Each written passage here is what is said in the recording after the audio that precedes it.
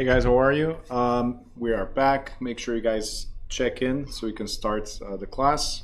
If you have any questions, drop them in the Zoom chat. YouTubers, if there's anybody watching, you can also ask questions on the YouTube chat. I want to announce also, if you guys see right here scrolling right underneath, we have a new class starting tomorrow morning, April 7th. It's going to be running from Wednesday, Thursday, and Friday mornings for 7 weeks. Okay, so it's the morning class from 10 a.m. to 2 p.m. If you know anybody that wants to take the class, you can definitely recommend them to start tomorrow. We have in person and we have online. If you here in the Zoom want to participate in the morning class as well, like you want to do as a revision, like go back to chapter 1 and 2, 3, and so on, you can also join through Zoom or come to class. All right, so this way it's announced. Anybody willing to join, we're here.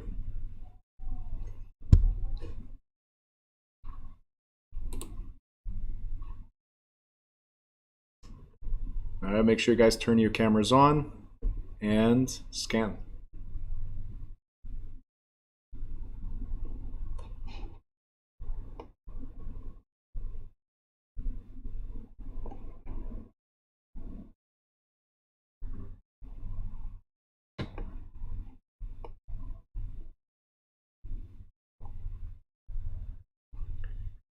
All right, we've got 11 people.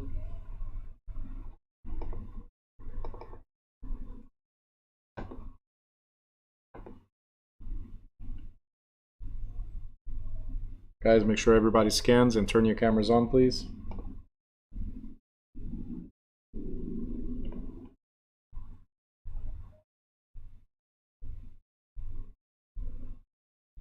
All right, there you go. Also, please check your Zoom names and make sure they match. Thank you. Brenda.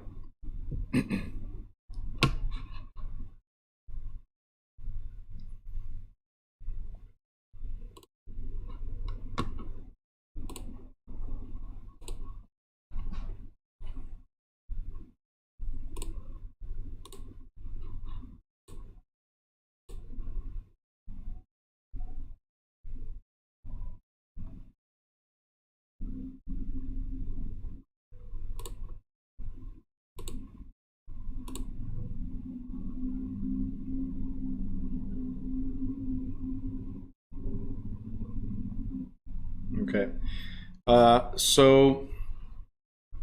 Alini, I did not address your question yesterday. I went back to it right now because it's a question I can address here. Unfortunately, it's the New Jersey portion, so we didn't get to the state side of it yet, but I will address it because the general or the national portion of it also is pretty much the same.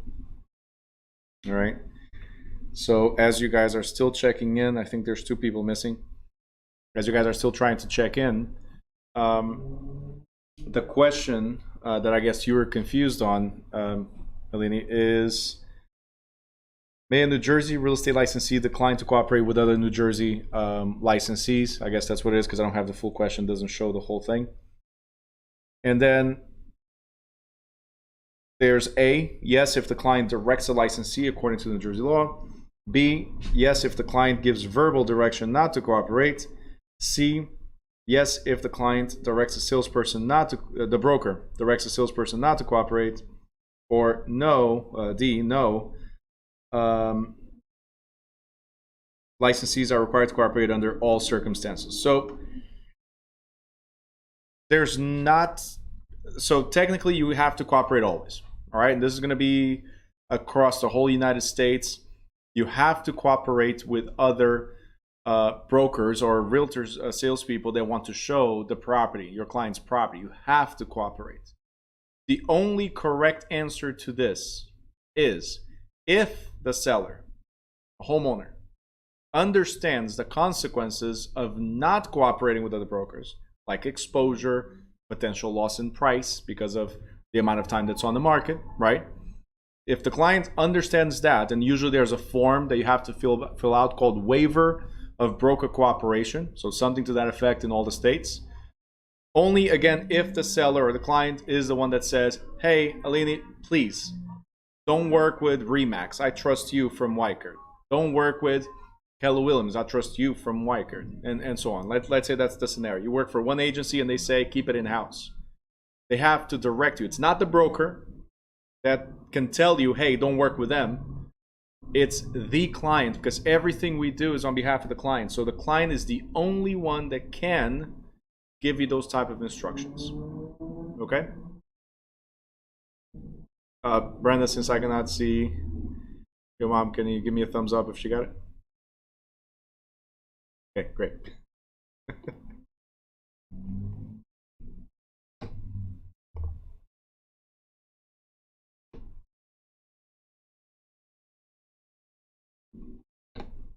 Hope that answered. Jose, I see you right there. Jose is asking, what is the schedule? So the schedule for the evening class here for the Zoom, we start at 5:30 till 9:30. But because I wait for people to join, everybody to be here so we can move on, I usually start around 5:40. So given 5:45 is when the class actually starts with the scanning, checking in, and all that stuff. So I should be always available there. For the morning class, it's 10 a.m. to 2 p.m. But this morning class, I'm not going to have on YouTube yet, because I have a new instructor coming in, and she's still going to have to get familiar. You guys cannot see it, but I have like 5-6 screens over here, so she has to get familiar with a whole setup before I can get her on YouTube. So Jose, for the morning classes, I'm sorry, it's not going to be on YouTube. Okay, only evening for now. Brenda, well, tell your mom she's very welcome. All right, cool.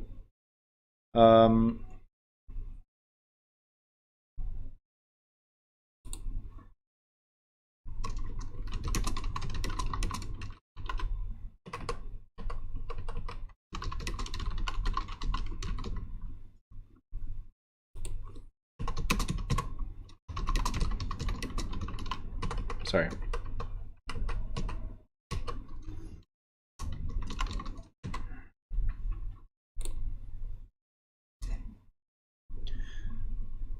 Let me see.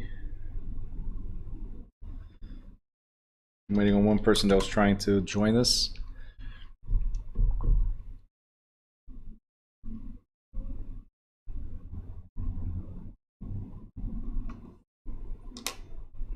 Okay.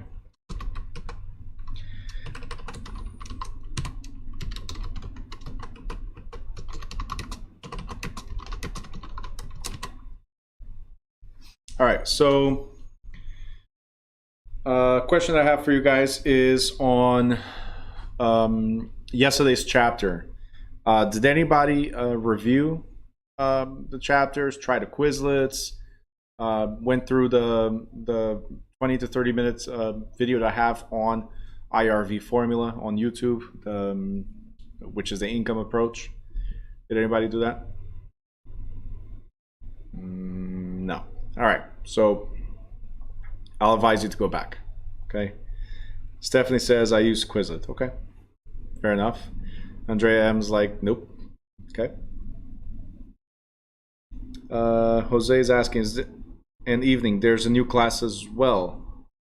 So if you see right here, scrolling right underneath, this is the class that we're in. It's going to be updated. There's another class for the evening, but it's going to be only in May.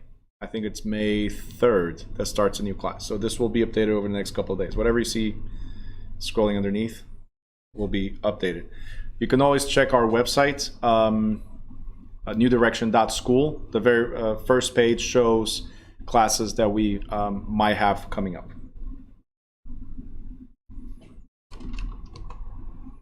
All right. Mariah says, I missed yesterday. Go check that class. Very, very important. All right. All right, guys. Are we good? Ready to start? I think everybody checked in, maybe? Raise your hand if you haven't checked in yet. Okay, we're good. All right, so real estate finance.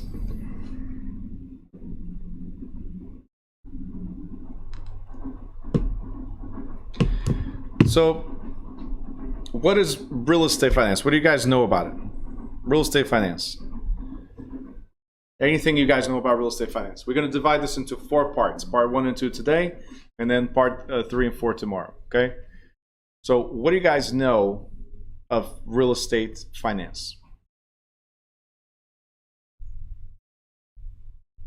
Money, mortgage. Okay? Finance has to do with money. Yes. Like financing a car. Okay? YouTubers, you can also participate. Don't forget that.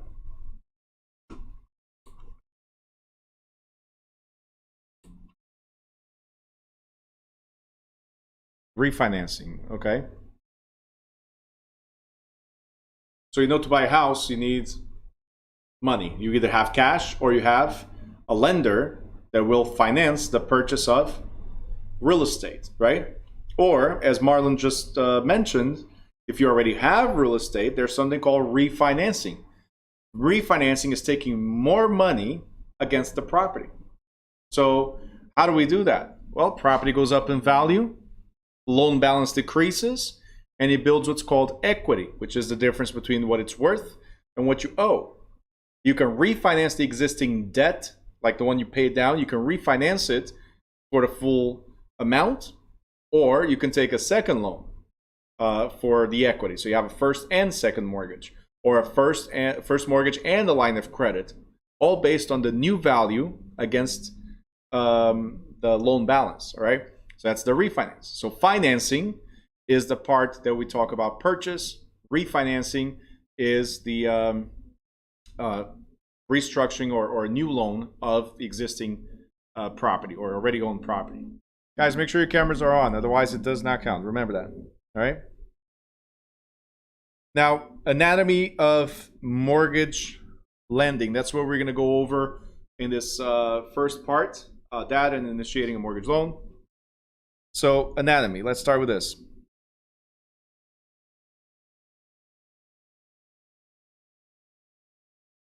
My first question to you on anatomy is of mortgage lending. Sorry.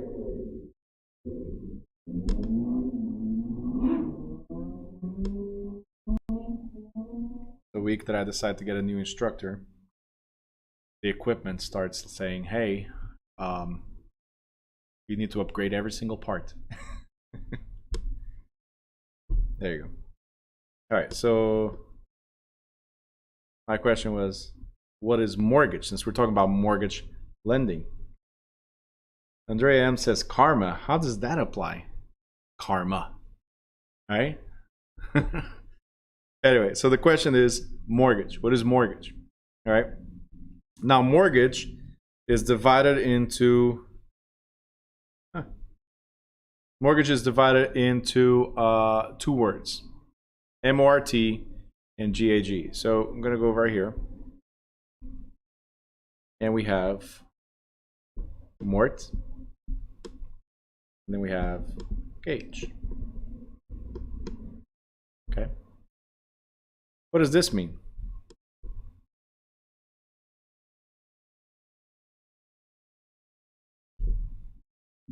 What does mort mean?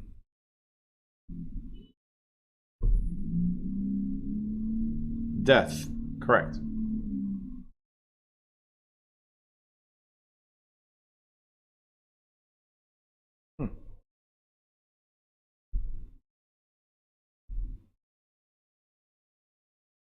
Sorry.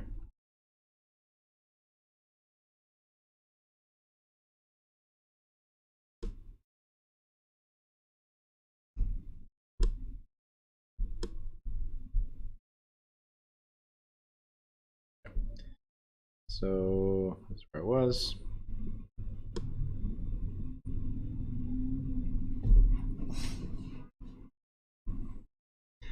Anybody wants free computers? I'm giving them up. All right. Sebastian said, hey, Bruno, if you need help, I'm going to show up. Still waiting. All right. So mort means we got it. Death. Right? What about gauge? What does gauge mean? Mort means death. What does gauge mean? See, that's different. There's two gauges here, right? Stephanie is like gauge, like G-A-G-E? No, it's gauge, G-A-G-E. What is it? Hey, Ruth, how are you? Sebastian, I was joking, but I already told you you're free to stop by whenever you want. Andrea M says married. Okay. I like the thought of that. I never used married as a as part of it, but okay. Ruth wrote pledge. Okay. Jose says remaining lifetime. So gauge is remaining lifetime. Okay. Never heard that one like that. So gauge actually means pledge or grip. So whoever has a mortgage has a death pledge. Okay? Anybody has a mortgage? Raise your hand if you got a mortgage. All right. So you have a death pledge. There you go. Now, what does it mean, death pledge? What are you talking about? Is it a loan until I die? No. It's the death of the loan. Until the loan dies, there's a lien against the property. This pledge or grip is the lien. You guys have already heard about liens, encumbrance, right? Against the property. So what the bank now has, guys, is this. This is your house, right? This is your house, let's say. And you wrote on a piece of paper, you said, hey, I promise to pay the amount you lend me, right, against the property. I promise to pay it. But if I don't, right, the bank says, I have a grip on the property if you don't pay me. That's what the bank says.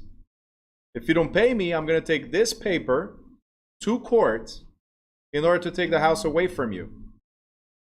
So the bank does not own the property, but they have a grip on the property because you pledge the property as what we call collateral. Okay? So they have a lien on the collateral. And the collateral is the house. So mortgage is a lien against your house. The mortgage is not the loan. The mortgage is not the loan. The mortgage is the grip or the lien that they have against your house. The loan is called promissory note. So there's two documents. There's two documents involved. There's the mortgage and there's a promissory note. We're going to address all that. Mortgage and promissory note. One represents the loan and the other one represents the house. This one, okay, represents the house. You guys got it? So mortgage is a death grip because you pledged your property until the loan dies. Okay? So let's start with mechanics of a loan transaction.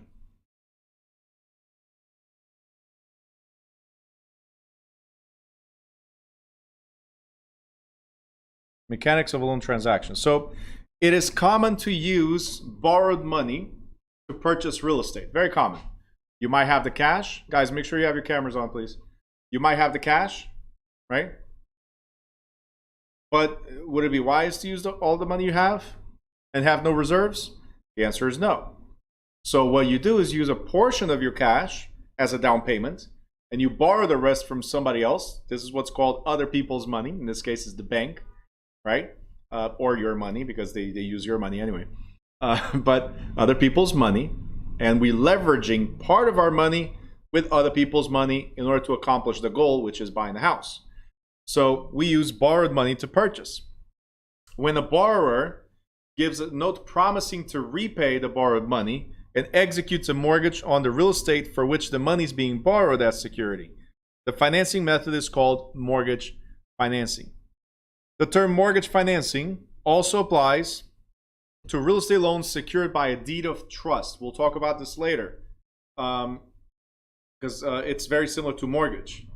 And the process of securing a loan by pledging property without giving up ownership is called hypothecation.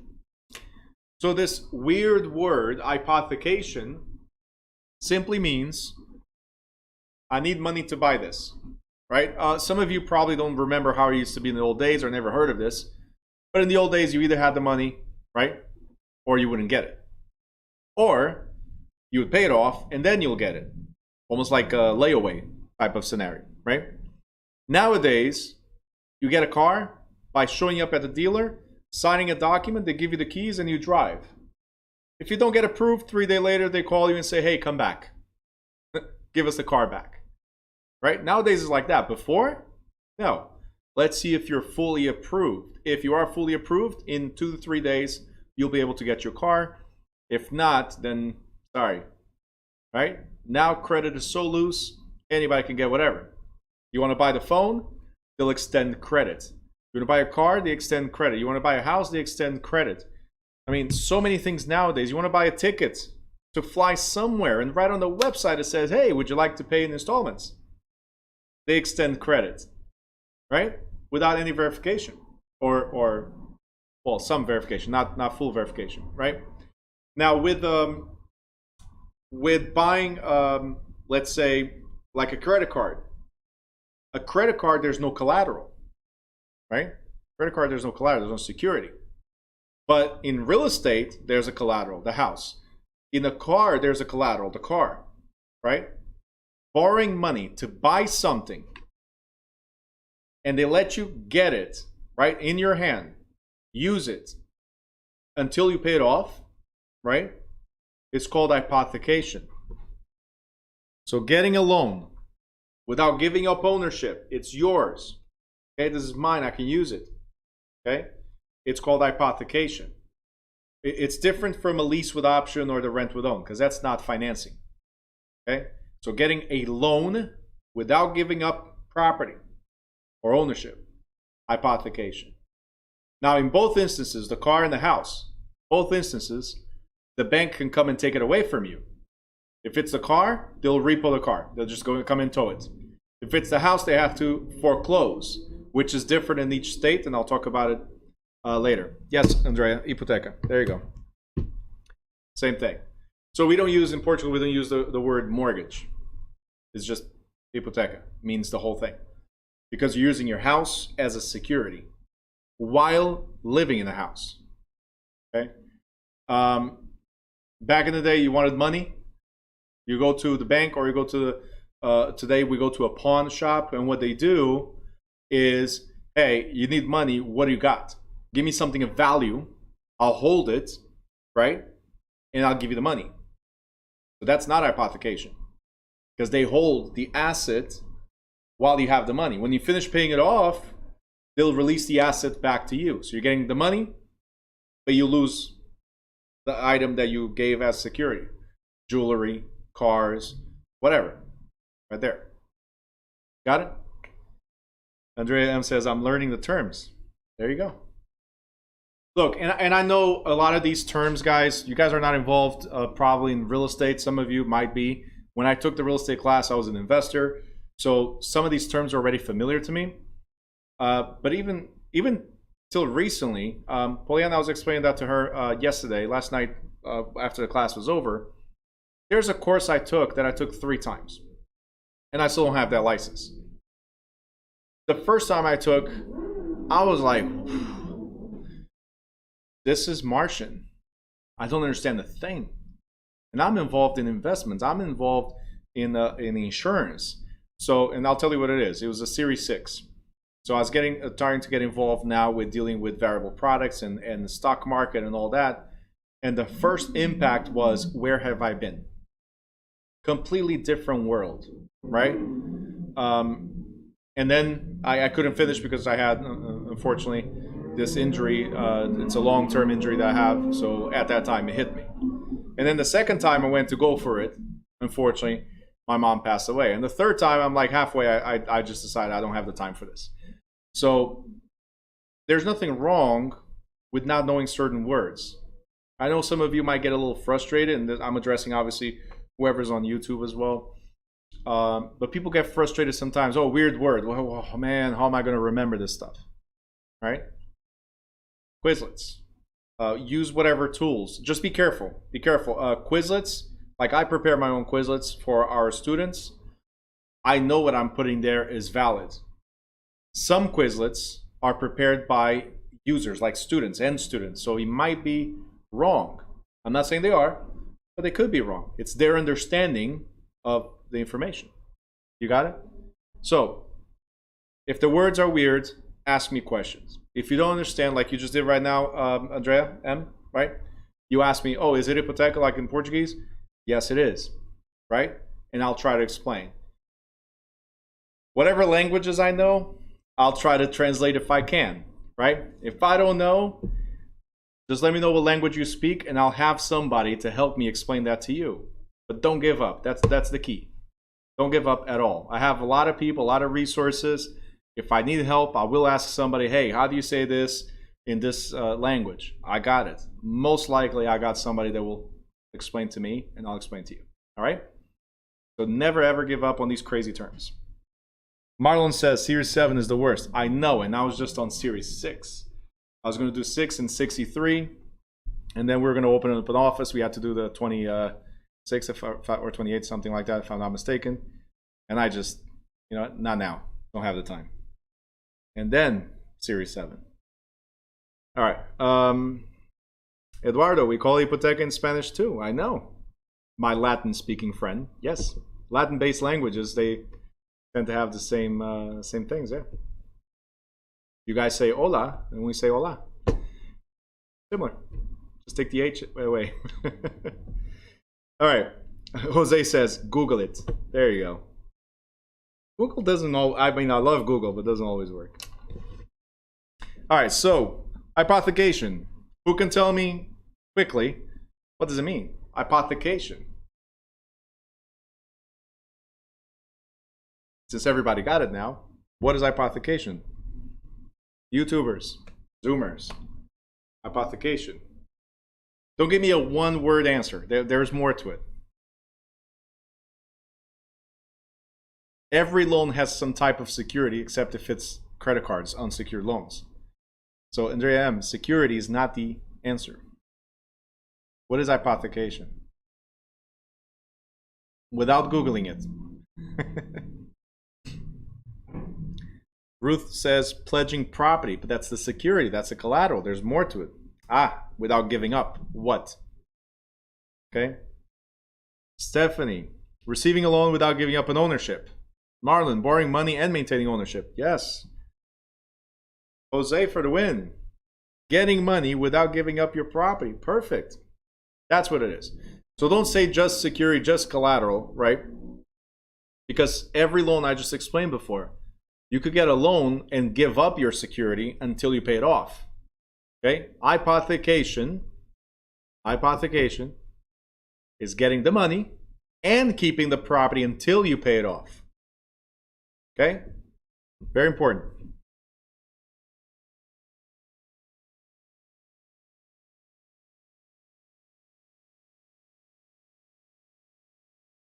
All right, next. Every state differ on their interpretation of who owns the mortgage property. Those that regard the mortgage as a lien held by the mortgagee, the lender, against the property owned by the mortgagor, the borrower, are called lien theory states. That means in those states, the bank has a lien against your property. Okay? While in other states, title theory states, okay, the mortgage document is regarded as a conveyance from ownership from the mortgagor to the mortgagee. So we'll talk better about title theory later on. So there's lien theory, which is where I am right now in New Jersey, most of you. If you are in a state like Virginia, for instance, then they're a title theory state. That means the bank owns the property or a third party owns the property. Just like when you buy a car. When you buy a car, the title's not under your name, right? So that's what it is. The title theory there's a third party involved. I'll show it better later on, okay? So don't get, I'm just giving you a preview of what we're going to talk about when it comes to this. Okay.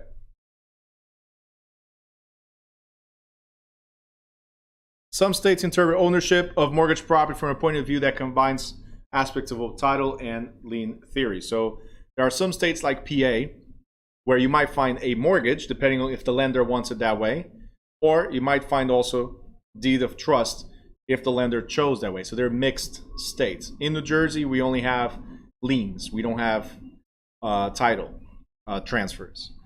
Now, a valid mortgage or trust deed financing arrangement requires two things. I mentioned before, two documents are involved. We have the note, which is called a promissory note, and we have the mortgage or deed of trust, which represents collateral.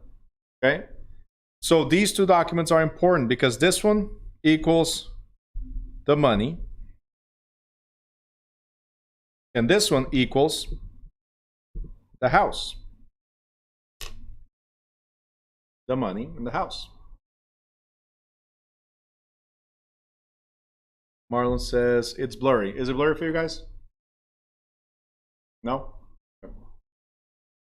So maybe it was when I was moving it, Marlon. I'm sorry.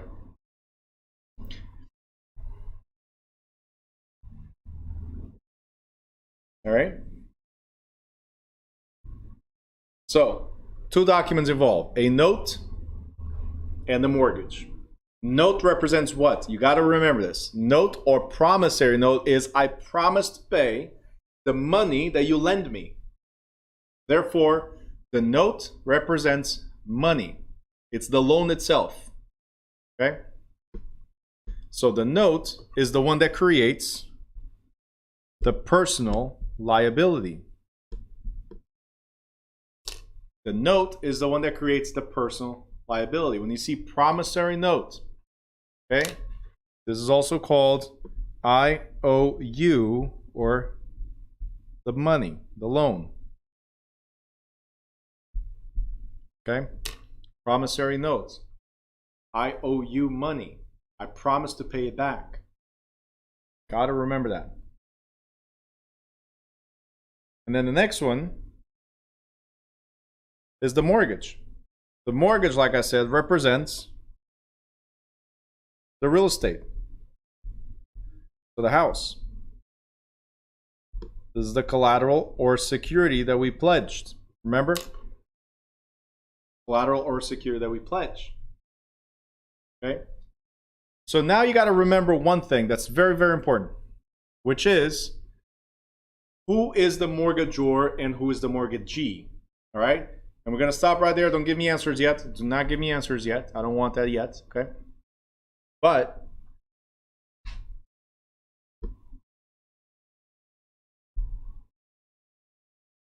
here's what I want you to do.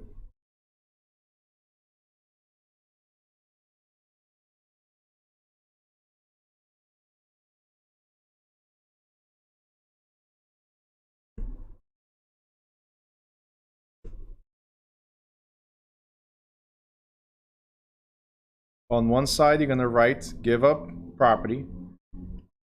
The other side, you're going to write receive property. At the bottom, you're going to write receive money. And on the right side, give up money. Okay? So, two columns. One on top says give up the house but receives money. The other one says receives the house but gives up money. All right? We're going to write stuff in between in a second. But as of right now, what I want is give up, receive. So, before you answer about mortgagor and mortgagee, okay, before you get there, mortgagor, mortgagee. Have you ever heard of grantor, grantee? I'm sure you have, because I've mentioned a couple times in this class, right? Okay. So grantor is who? As the screen is adjusting, who is the grantor? Seller. Marlon, perfect. Grantor is the seller, is the one selling the property. They grant the rights that they own to you. Because remember, what we're transferring is rights. Do you guys remember the 5 rights? Okay, go ahead. Let me know. Since we're at this quick review. That's why this chapter is so important.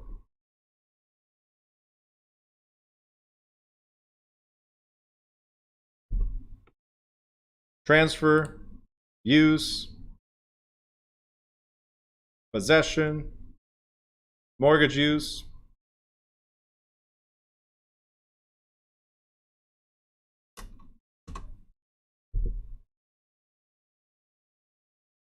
okay, convey, so encumber.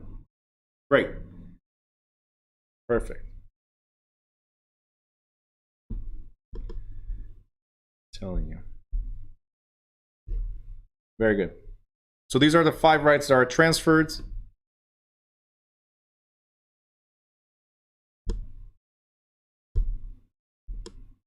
Sorry, bring it up.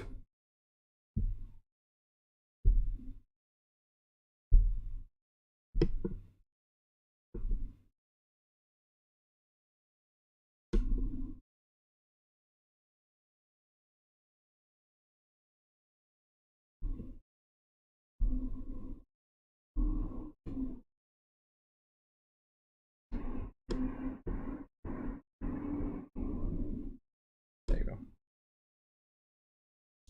All right. So that's what's being granted. That's what being transferred, right? It's the rights. So who transfers those rights? It's the seller. When the seller's selling, what are they giving up? Are they on the left side or on the right side of this column? Left side, right? So I want you to write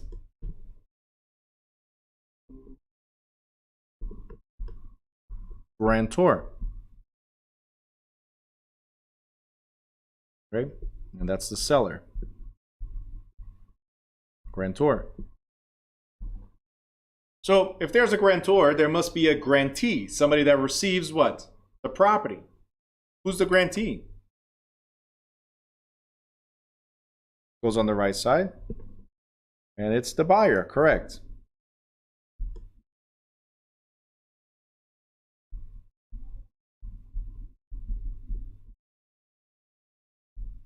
Buyer. Very good. So the grantor, the seller, gives up the property, but they receive what? Money. That's what we have here at the bottom. If my computer cooperates with me. We'll get there.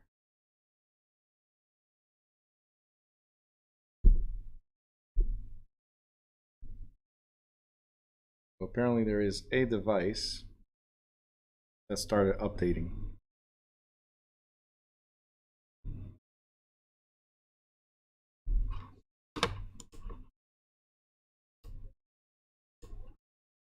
Sorry guys, just give me 1 second.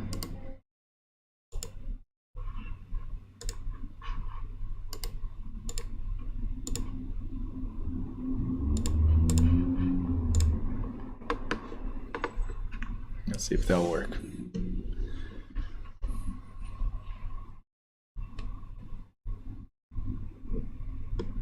Stephanie goes like, I'll be like that sometimes.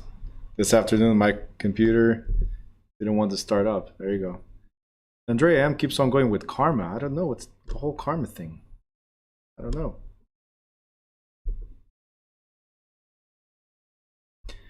All right. Let's try this one more time. Okay. So they receive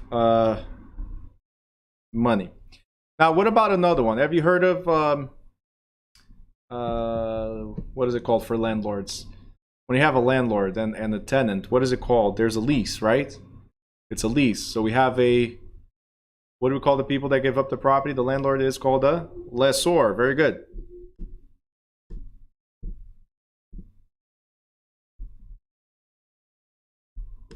Right? So that's the landlord. And the landlord gives up the property for the tenant to occupy. The tenant is called the lessee.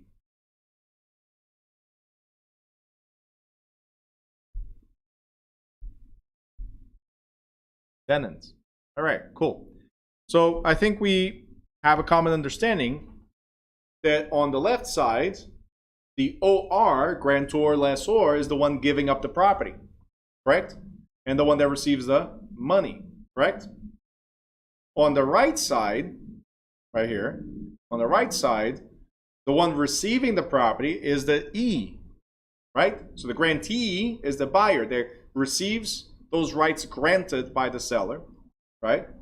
Or the lessee, the tenant that receives the space to occupy and pay on a monthly basis. So they give up money, okay? Sebastian says I'm about to flip it. No, I'm going by logic, okay? So by logic, who is the mortgagor? Is it on the left or on the right? Keep the logic, because here it's about logic. Left or right. And this is key to understand because a lot of people have it wrong. In real life, we always say it wrong. Mortgagor goes on the left. Great.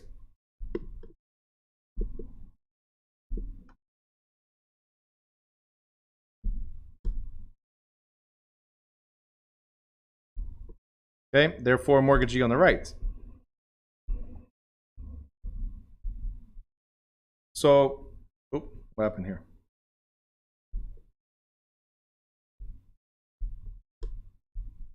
Okay. Jose, everything is for the party giving up the asset except the lender.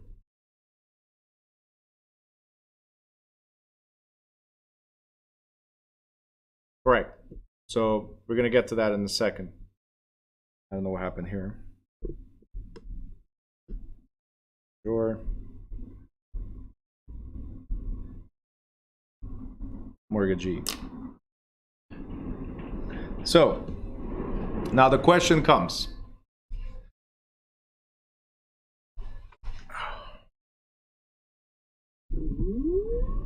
Who is the mortgagor in this example? Who's giving up the house in exchange for money? And who's receiving the house by giving up money?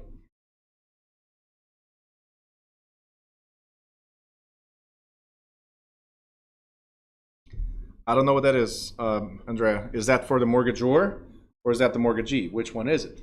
My question is, does the bank, the lender, go on the left or go on the right? Lender, left or right?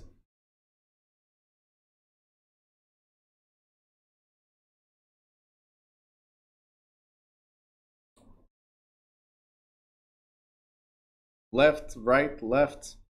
We're in the military. Left, left, left, right, left. That's what I see here on the comments. You guys are confused? I thought I already explained. Who gives up the property? Is it the bank? Did the bank ever have the property? No. What does the bank give up? Money. So where does money go? Giving up money. Right.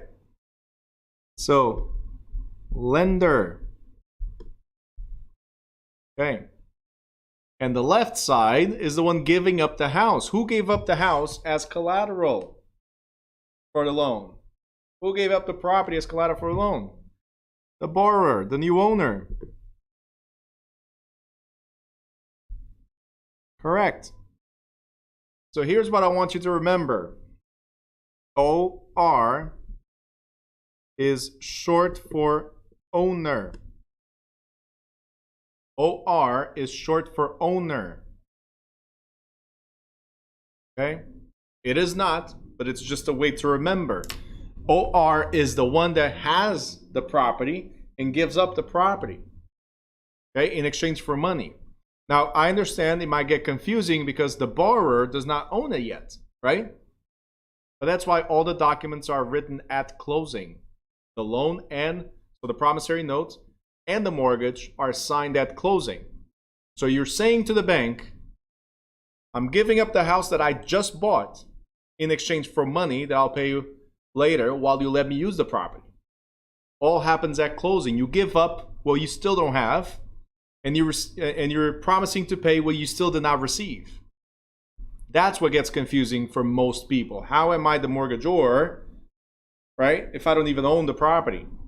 Well, the bank did not own it either, so think about it. You are the only one in the position of owning the property. These own properties. The seller, the landlord, the borrower, they own the property. The E's receive the property either permanently, if they're the buyer, temporarily if they're the tenant, or they have a right or claim, temporary right or claim. They don't own it, they don't take possession, right? Temporary right or claim if they're the lender. Okay? Another way to remember, if it works for you, is that lender has two E's, mortgagee has two E's. If that works. Okay? All right? Any questions? Because I'm going to ask about this several times, about who's the mortgagor and who's the mortgagee. Because the question might pop up somehow in the state exam. Okay? Or the school exam. Okay? Let's see.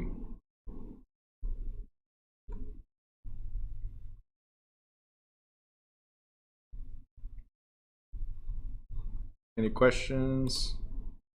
Ask any questions, and Sebastian says, I'm going to the bathroom super quick. Okay, Flash, go. Super quick. Are you back yet?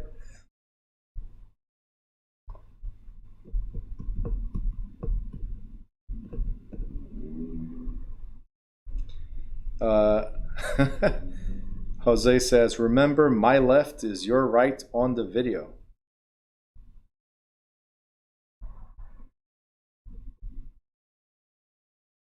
So for you guys, when you're looking at it, is this on the left side or it's on the right side? You guys pointing doesn't help me because I don't know if I'm seeing you reverse or not. This is the left, so that's what I was saying, left, right? And this is the right, correct? Okay, so Jose, just so you know, I've practiced this a lot. You are absolutely right. For me, this is further left. But everything I'm teaching, I do it as if I'm a mirror. Yeah. There was a lot of acting, a lot of practicing here and try to figure this out, how to do it. Okay, so this is left, this is right. For me, this is left, this is lefter. All right, so we covered this. You guys are good? Let's go here. So mortgagor is the borrower, mortgagee is the lender. Let's talk about the flow of a mortgage transaction. So, sorry, as I mentioned to you guys, at closing, there's two documents that we are signing, right? Two documents. One of them is the note, promissory note, the IOU, and then it's the mortgage, which is I'm giving up the house, right? I promise to pay and I'm giving up the house. And then I receive the loan. So who's the mortgagor? Everybody answer this. You should know by now. Who's the mortgagor? Who gives up the house and promises to pay and receives money? Mortgagor? The borrower, correct.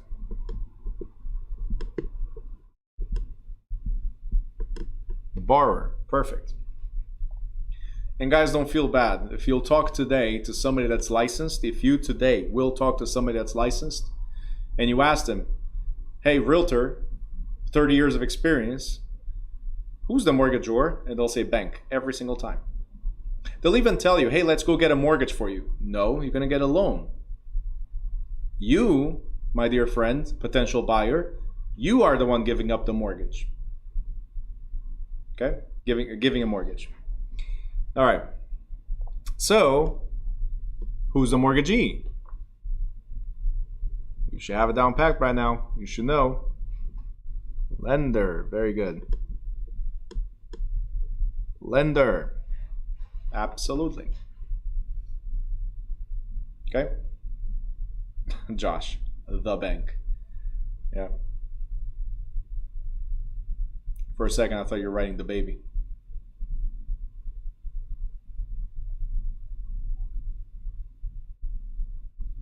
All right, Ruth says we give the mortgage to the lender. Yes, because you're giving the house to the lender. You're giving the collateral to the lender in the form of a paper, right? But you're giving to them to hold as a grip until you pay off the loan. Yeah. Okay. So once you fulfilled with all the payments, right? So you finished, so fulfillment, you completed. Once you give all the payments to the mortgagee, to the lender, what does the lender do? They have to cancel the note and mortgage. Okay? So once you completed all the payments, balance is now zero. The bank, right, mortgagee, has to cancel the note and the mortgage. What does it mean, cancel? They're releasing that grip, meaning they can no longer come after the property because it's paid off. They have to literally discharge the mortgage or discharge the debt. They have to notify the county clerk's office saying, hey, county, they do not owe me any money anymore, and we release our claim. Release our grip. Remove the lien, Marlon. Perfect. You guys got it? So this, remove, let's go with Marlon's words. Remove the, hold on.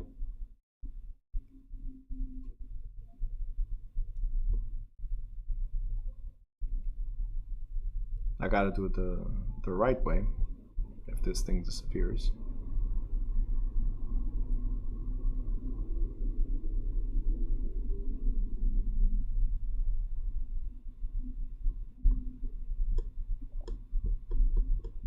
That's it. Right, Josh?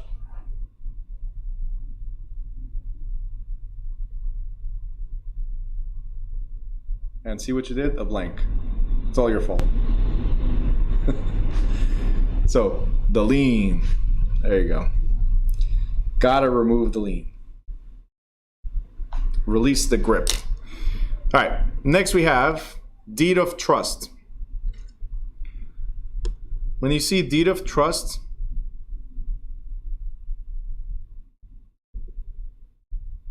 you will eventually complete this.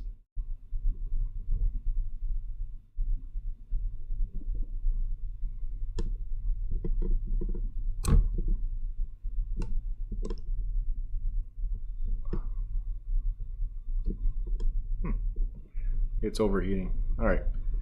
So, deed of trust.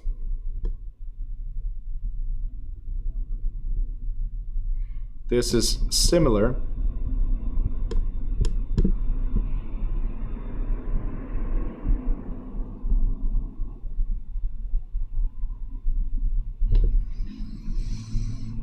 all right, just write it down. It's similar to mortgage. My tablet, for some reason, it's overheating right now. So similar to mortgage.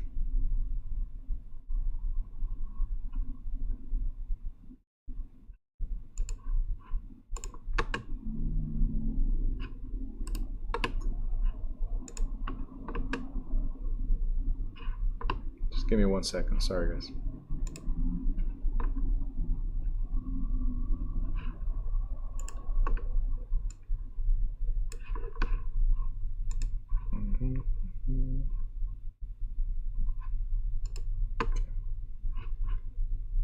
I think I know what it is.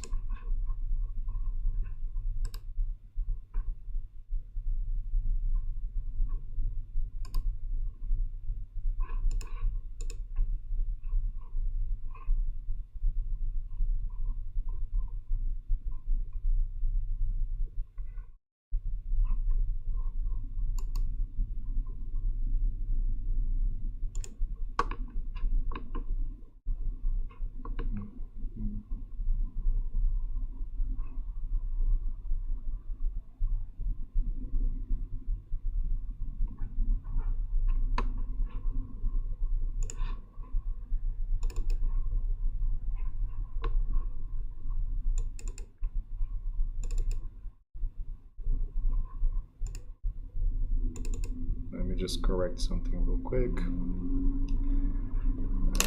Where is this?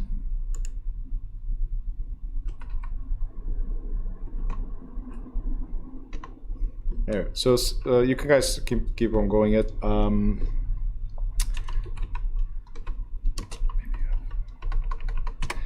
So when I said it was similar to mortgage, is because the deed of trust is used in title theory states, right? Deed of trust. We don't call it a mortgage in those states. So title theory.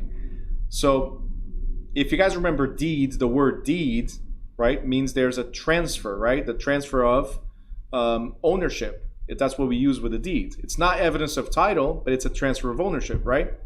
So the deed of trust is just like a car. It's when you borrow money, right? But instead of getting the property under your name, the bank says, we're going to give it to a third party to hold the title while you're paying us. Okay? So deed of trust is, there's three parties involved. There's the borrower, me, okay, the trustor.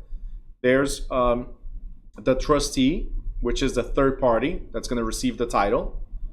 And there's the lender, which is the beneficiary of that trust if you don't pay, they receive the property. So by doing it this way, and I'm sorry guys, I will bring up the screen in a second, but by doing it this way, gives the rights, just like I don't know if you guys ever heard of repos, how they happen. We don't go to court. A repo is, oh, you missed 3 payments, where's your car? Because I'm coming to get it, right? In a state that allows deeds of trust is exactly the same thing, except they don't tow your car, but they go straight to auction. In a lien theory state, New Jersey, for instance, in a lien theory state, they have to take you to court, and the judge will decide whether to foreclose or not, right? Title theory states, where we use the deed of trust, title theory states, what they do is go straight to auction. So you miss 3 payments, and they start announcing, hey, we're going to sell the property at auction 3 months from now, on this date at this time. All right? So you could lose your property in less than 6 months. You could. I'm not saying you will, but you could. In New Jersey, as an example, for you to lose your property when you have a what do you call it? When you have not paying a mortgage, they have to go to court. It takes at least 1 year, for you to lose your property. At least. Some people, it's taking 3, 4, 5 years before they lose a property. I had clients years ago, almost 10 years without losing the property, not paying, right? I'm not telling you guys to go ahead and stop making payments. That's not what I'm saying, right? But depending on how messed up the system is and what the bank is that you have the loan with and all that, people were able to extend up to the 10 years. On average, it takes about 3 years for a foreclosure to complete, on average. Okay? Here in New Jersey, because there are so many. Minimum 1 year, average 3 years. In a state that's title theory, it could be minimum 5 months between the notices of late payment and notice of, hey, we're going to auction your property. Okay? 5 months.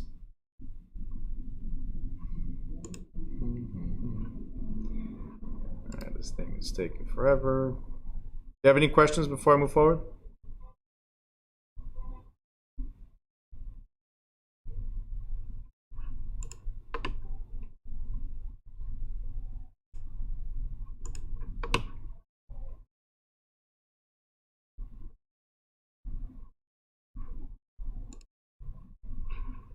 Any questions?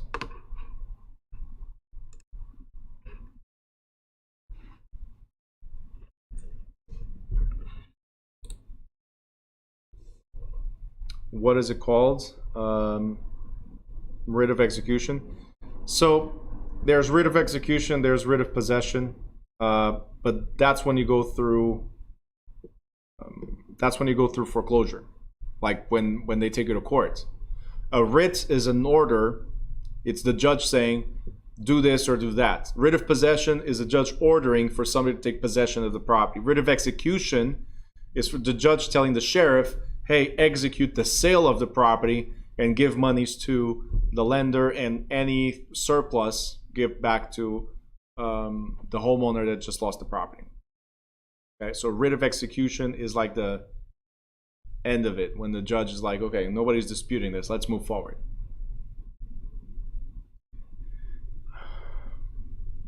Stephanie, so would the beneficiary be the one who receives the property? So they don't receive the property just like a repo. They sell it at auction, and then what they receive is the money. Okay, so let's think about the repo. Deed of trust, right? This is what happens right here. 3 parties involved. Trustor, which is the borrower.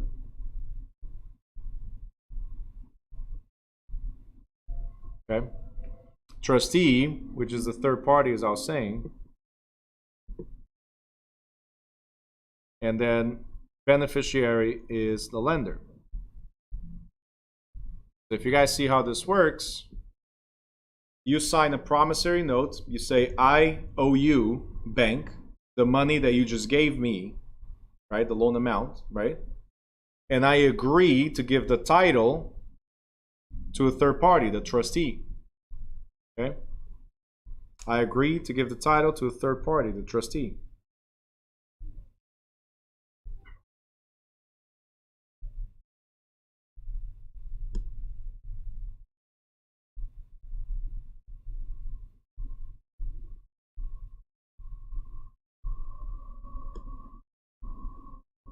This was me, by the way. This is not nothing shut down yet. All right. Okay.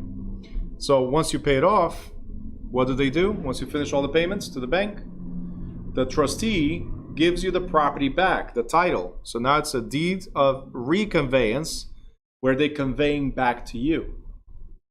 So the day of the closing, the property is yours, but you sold it, or transferred it, I'm sorry, to the trustee, right? Once you finish paying it off, the trustee reconveys back to you. That's why it's a deed of reconveyance.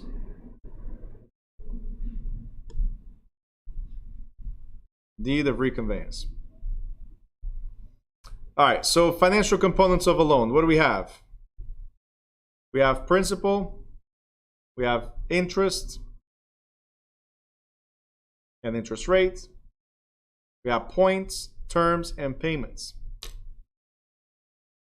Hold on, Lady Annie, who is what, or who is the trustee? The trustee is a third party. It's like me saying, Lady Annie, you're getting the money from Bank of America, and Bank of America says, hey, Bruno, you're not related to Lady Annie, you're not related to us. Could you hold this title?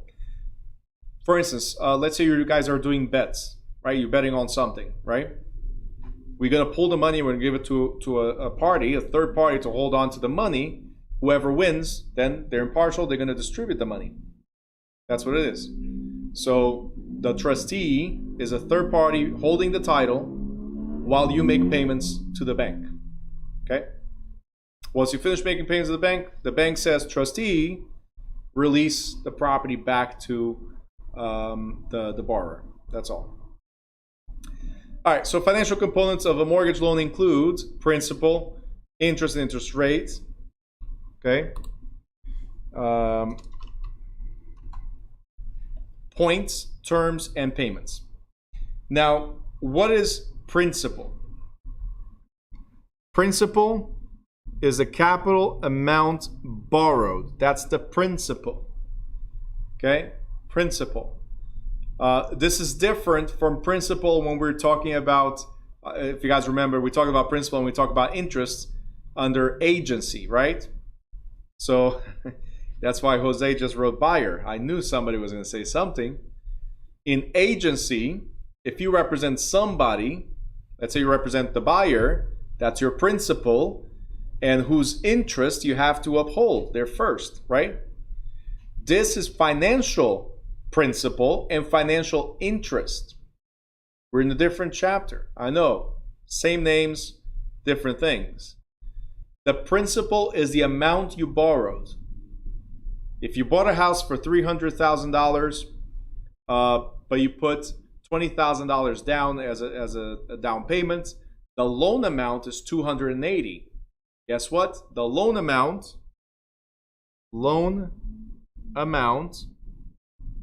is the principal amount that you owe the bank.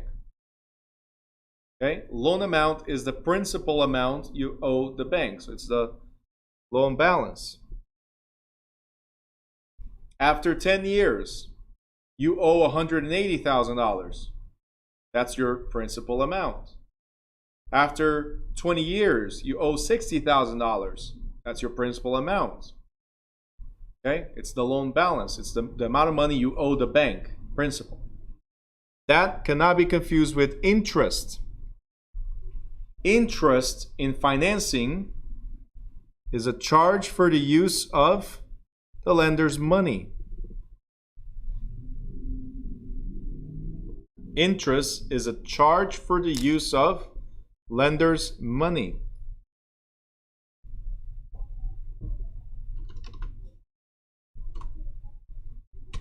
So what is financial interest here in a mortgage? Or in a car loan or any other type of loan, credit card? What is the interest? As long as you use my money, you're paying me a fee. What is that fee? Interest. Now, I can call a flat fee, or as Marlon was writing right now, as I was going to mention it could be a flat fee or it could be a percentage. So interest usually is in the form of a percentage. We charge you 5%, 10%, 20% as long as you're using the money. And that's annual interest. Okay, it's annual fee. Okay, and that's very, very important because if I use the money for only 1 year, do I have to pay interest for the whole 30 years? You borrowed, think about it. You borrowed $300,000, interest rate is 6%. That means that at the end of 30 years, you should have paid another, let's say, $180,000, $190,000, probably $1,000 on top of the $300,000 you borrowed. If you refinance 1 year later, okay, do you have to pay the extra $180,000 or $190,000? No, you only pay for what you used. That's why prepayment of a loan sometimes is good. Not all the time. Like right now with 3% interest rates, let it go the full term. Right? Let it go the full term. It's cheap. Right? It's like free money. Use your money for other things that give you more, only for this reason. Interest rates, right? Let's say if it's 3%, there's something called inflationary rate. I don't know if you guys know what it is, but inflationary rate or cost of living index which is similar, is things keep on increasing in value over time. So you're paying more and more and more every year. That rate is a little bit less than 4%, right? If the cost of borrowing money is below the inflation, keep it. If it was a 5%, the cost of borrowing money, if it was 5%, get out of it as quick as possible. Now you can use the difference. If it's this low, you can use the difference to invest in something, right, that's above the inflationary trends. You guys understand? So you can invest in a product that gives you 5%, for instance, as an example. 6%, 7, 10, whatever. Above inflation, it's always a great investment. Especially if you don't have to pay immediate taxes, or you don't have to pay taxes at all, depending on the investment you're getting involved. Okay? So think about it. Low interest rates, keep it. High interest rates, get rid of it. You only pay for what you used. Simple. All right? Now, because an interest rate on a mortgage loan does not reflect the full cost of the loan to the borrower, federal law requires the lender on a residential property to compute and disclose what's called annual percentage rate, APR. And that includes finance charges in addition to the basic interest. Let me make this different, sorry. In addition to basic interest. Okay? So,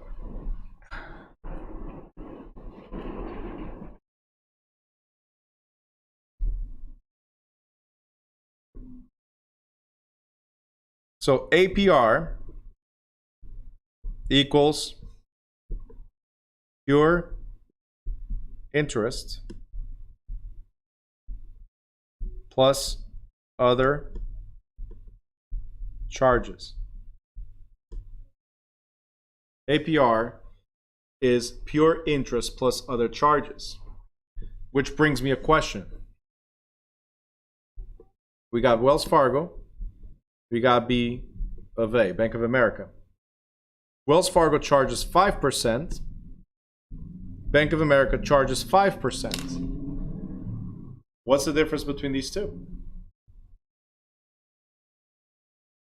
Why should I go to Wells Fargo versus Bank of America or vice versa? Thinking only, don't think about anything else other than, it's not the brand, okay? I'm talking about as a loan product, we got 5 and 5. What's the difference between 5% of Wells Fargo and 5% of Bank of America? APR. Yep, Marlon, absolutely. It's the other charges. So is the bank going to sell the loan to somebody else along the line? I don't know if you guys ever heard of this, but sometimes you close with Bank of America, same day, a month later, or 10 years later, now you're paying Chase. And you're like, I never financed with Chase. No. But Bank of America had the right to sell the loan to somebody else to collect from you. Just like collection companies do. They sell, right? I mean, creditors sell to collection companies and so on. So the other charges to carry the loan, or the cost of carrying the loan, they are set by each individual loan product, which is created by the bank's guidelines. So Wells Fargo's APR, right, could be 5.19 APR. Okay? While Bank of America could be 5.24 APR. And you're probably like 0.05%, Bruno, really this is why you stopped another 5 minutes of class just to say 0.05? Yeah, at the end of 30 years, makes a difference. You have $1 million house as an example, or loan, at the end of 30 years, makes a difference. You could have saved that money and put it somewhere else, right? And look, I'm not saying it's only 0.05. It was, in this example, was 0.05. It could have been a whole 0.5%. Okay, could have been way more. I don't know. Every bank is different. That's what you need to look at always. That's why the credit card companies, when they send you a credit card before you sign, in big bold letters, larger font than anything else, they say 29% APR. Have you seen that? It's 29 as an example. But they give you a big warning that it's not just this interest rate. It's not 16. Hey, with fees and everything else, you're going to pay 29 on the money, right? So APR. Now, another thing that we have is called usury, or usury, whatever way you want to say it. Okay, let me erase this. I can address it.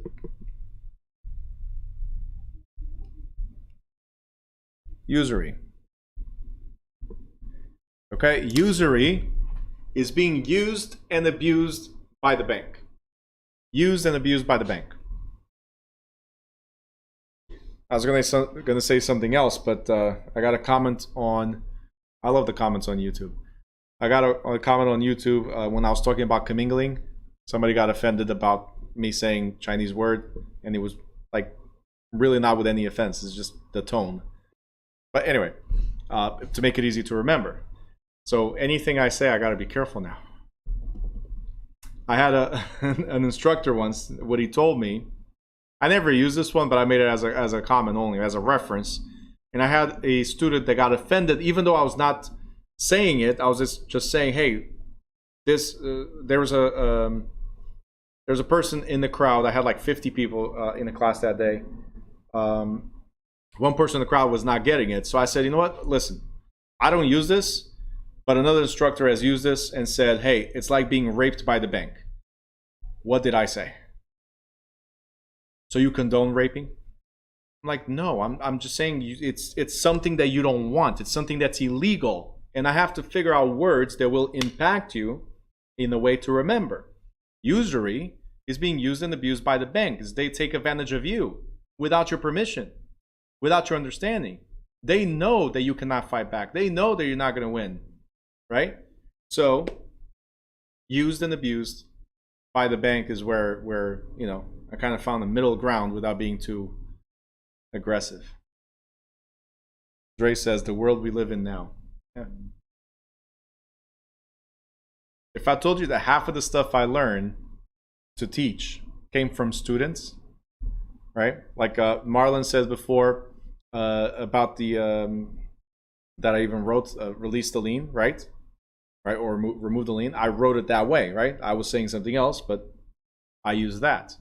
So sometimes I use what you guys tell me as an example for the next class if I think it works, it triggers. So half of the stuff, even the commingling, the reason why I said it, I had a Chinese gentleman, very smart. This guy passed the exam first time and I saw his state exam and I was ashamed of mine. But anyway, so, and I had very good grades in the state exam. So he's the one that told me, hey, commingling, why don't you put a tone to it? Like, you're always making fun of so many things, say it Chinese way, like with the tones, commingling, right? Something like that. Make fun of it. I did. Been working fine until a comment on YouTube a couple days ago. I was so upset. I'm not trying to offend anybody. I try to have fun. Okay, so if I offend you, I apologize. Let me know. I'll never do it again. Okay. Sebastian, it's called hyperbole. Exaggerating statements or claims not meant to be taken literally. Yep. But again, it's the world we live in. And Marlon says, can't please everybody. That is so true. But as an instructor, unfortunately, there's things can't say, cannot say, can do, cannot do. And I also push it. I know. I also push it to the limit. And then some people are like, Bruno, that's the limit. I'm like, okay, I'll back down. Right. Whatever clicks. So what is usury? One thing you need to remember is this. States determine the maximum rate that banks can lend to you before it's claimed usury. And every state has different rules, right? Some states, like state of New Jersey, 16%. 16 is the usury limit in New Jersey. Other states can go up to 20-something%. And there are some states that don't have laws at all regarding usury. Hey, if you can afford to pay 300%, pay 300%. It's totally up to you and the lender. Meaning, you're an adult, they're adults. You guys came into an agreement. 300%. You see what I'm saying? That's why certain states allow payday loans. I don't know if you ever heard of payday loans, but a payday loan is you need money, and they say, hey, when do you get paid? Every 2 weeks. Great. So on your next paycheck, I'm going to advance you the money. On your next paycheck, you're going to pay me. All right? The thing about payday loans is that they charge you as much as 1,400%. 1,400% is ridiculous. State of New Jersey says no payday loans for the state of New Jersey. Not even advertisements. You cannot advertise to New Jerseyans. Okay? So if a New Jerseyan goes outside of New Jersey and contracts with a payday loan company, that's a different story. You are fully aware of what you're trying to do. But they cannot advertise to you because we, in Jersey, limit to a maximum rate that they can charge. Okay? Other states, maybe not. Okay? Any questions on usury?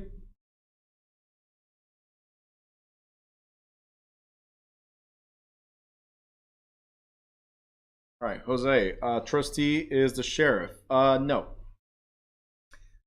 The trustee, the trustee is the just a third party that will take action for you. So it's similar to the sheriff. Sheriff is used in lien theory states. So the judge will say, sheriff, sell the property at auction. It's an auction conducted by the sheriff. The trustee is a third party that can conduct an auction on behalf of the lender. So it's not a sheriff, but does the similar work to the sheriff, yes.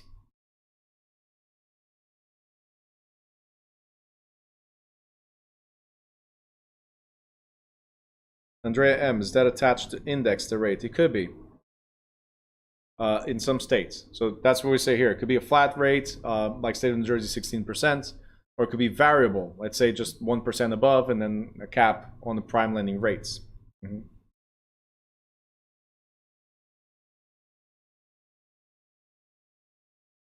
Jose says that text is old. It showed up 2 minutes ago.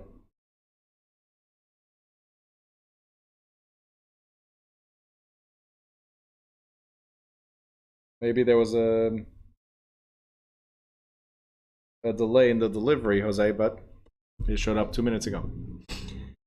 All right, Josh, 1400. Who's doing that? Desperate people or people that don't read contracts. Raise your hand if you read contracts. Don't lie. Okay. Now tell me, attorney Andrea M. Tell me, you read contracts. Andre, I saw you also. I guess it's the Andreas. Tell me you read contracts before you sign every single word of it. Okay. Andrea is like, yes, I do. All right, fine. Okay. You're a lawyer. Okay. Have you checked a mortgage document? It's like 14 pages. And that's just one. When you go to a closing, you got 20-something signatures, if not more. They're going to have at the closing. You read every single page. To the T. Just saying.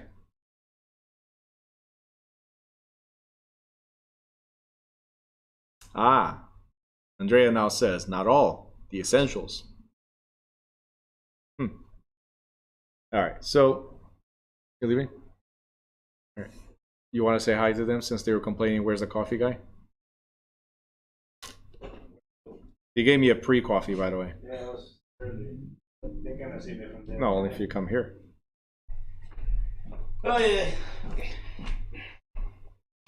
You can say hi and let them know about the $1.4 million house. Hello, everyone. Yes. So if you guys have a buyer, 1.4 mil, beautiful home. Where is it located? Kinnelon. Does anybody know where Kinnelon is in New Jersey? One person, Mariah. You live. There you go. Ron as well. Okay. I have no idea. So we got highest and best by tomorrow. That's the market today. Listed today, highest and best by tomorrow. Good night, everyone. All right, my man. Thank you. I'll follow up with you. Ruth says hi, and it's by her. Okay. So Ruth, if you have a buyer for the 1.4, let me know. This way, he doesn't get a commission. I do. What? All right. So, Andrea, you're saying you went from I read it all to the essentials only. Usually, people don't. Josh goes like, you've read every single terms and agreements on any piece of technology update, right? No, nobody does. Like, yes, update quick because I need to go on with my life.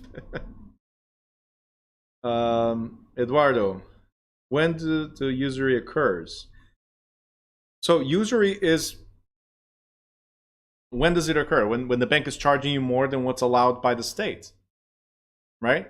Usury is knowing that you will never afford it. So when I'm lending to you, Eduardo, I give you a ridiculous rate that I know you cannot afford. Now, in some states, it goes by conscience, like I was saying. I know you cannot afford, so I shouldn't force onto you. In other states, it's defined by law, no more than X amount of dollars, or percentage, I'm sorry. So it depends on the state. All right? So, let's see. Jose says, my credit card charged me dollar amount for minimum payment and fees for buying. Oh, yeah. They charge you, they have different charges for that, but they're not considered usury, though. Credit cards, they can charge you almost whatever they want, and no problem. All right, next, points. What are points? This is what you need to remember right here. When you hear the word point, point means 1%. Point means 1%. So 1 point means 1%.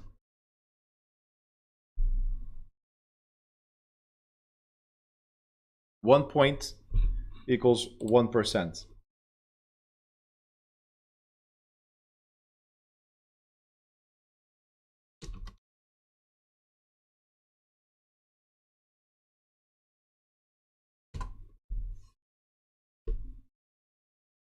So, and this is very important.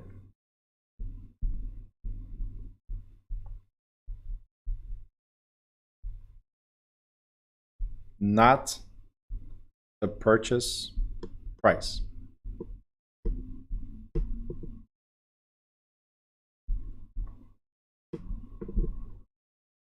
So 1 point is 1% of the loan amount, not the purchase price. So I can buy a house for $120,000 as an example, right? I put 20% down. What is the loan balance? 100. So if the bank says, on the purchase of $120,000 with 20% down, how much is 1 point? Okay? They gave you the $120,000 to throw you off. Because what you really need is to figure out the loan amount. 1 point equals $1,000 in this example. And by the way, that's how, I was going to say the cookie crumbles, but I'm pretty sure a lot of people have not watched Bruce Almighty. But that's how, you have? Great. That's how the questions come up in the exam. They will throw something at you, right? Some stuff in the question you need, some stuff in the question you do not need. Others is just the comma or the nots or the ifs, the excepts, all that stuff. So you need to pay attention. Do I need the purchase price? Well, only to figure out the loan amount, because that's where the point is calculated. The 1% is from the loan amount, never from the purchase price. Loan amount, not the purchase price. So if I ask you later on, what is a point? You're gonna have to tell me what. Let me know in the chat.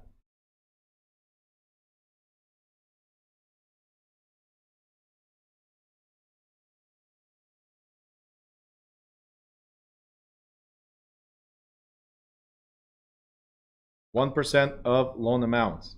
Say the whole thing. 1% of loan amount.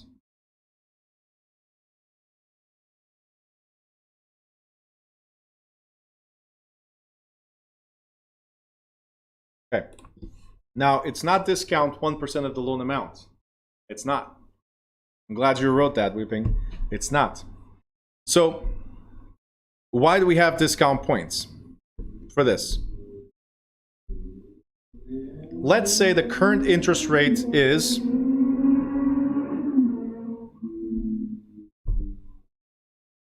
that.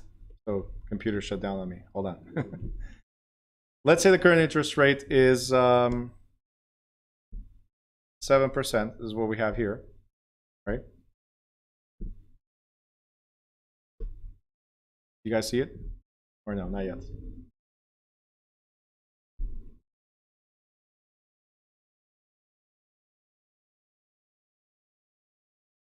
Okay, still coming up.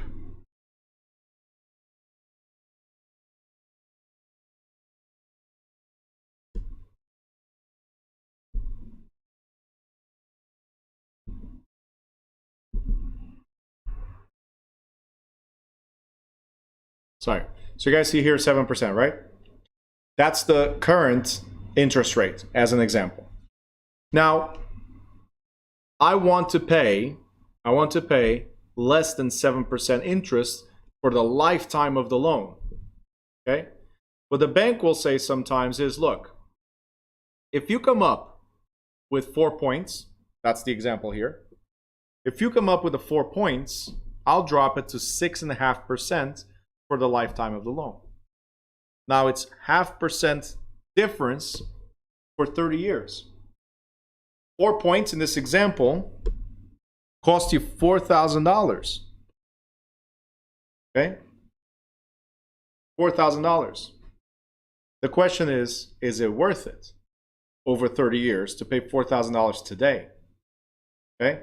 It might be, it might not. So if you're buying this house, there's no straight answer to almost anything in life. But let's say if you're buying this house and you're going to keep it for, let's say, 5 years. If you're only going to keep it for 5 years, is it worth putting $4,000? How much more, or how much less, I'm sorry, are you going to pay monthly to justify the investment? Maybe not worth it. But if you're keeping it for 20 years, 30 years even, putting those $4,000, we talked about it earlier, 0.5% makes a huge difference. Now you might be saving, let's say, you might be saving $18,000 over the years, $20,000, $30,000 over the years. So your $4,000 investment saved you $20,000 or $30,000 over the years. Okay? I also have a video on YouTube about points. So if you search that, it should explain points a little bit better. But that's what it is. It's you paying today for a lesser rate in the whole lifetime of the loan. You pay up front today, so it's not discount the loan, right? You're paying what's called discount points to discount the interest, not the loan, the interest. Okay? Discount the interest, not the loan.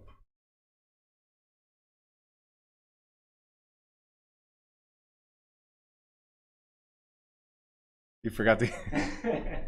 I thought you were bringing me a buyer or something. Yeah, that's fine. Excuse me. These people. Realtors, get your keys. Yeah, realtors, always keep your keys and your phone, just in case. All right. Any questions on points right now?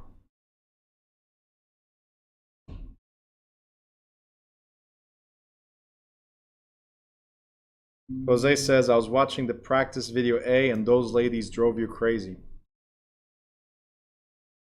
One of those ladies now works with us, and yes, just at lunchtime today, we had lunch together, and yes, crazy every time.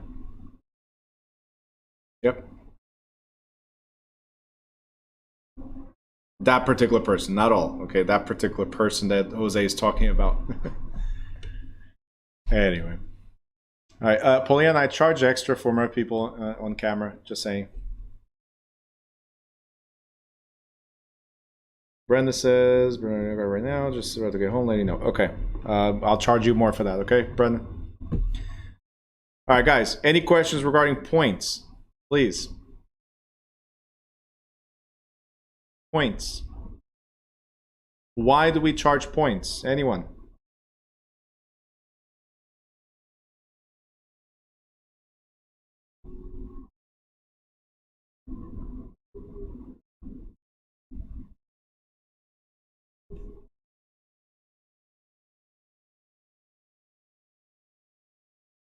Anybody? All right. Oh, hold on. To make it easier for the buyer so more people can afford houses. Okay. Stephanie, to make up the difference between the interest rate and the loan. Okay. All right, hold on to that. Get discount interest. So discounted or cheaper interest. Okay. The ultimate goal is that we charge points to get a discounted interest. So instead of paying 7% for 30 years, you're going to pay 6.5% for 30 years. Okay, discount points, right, or points, are to get a discounted interest for the lifetime of the loan. Okay, it's an exchange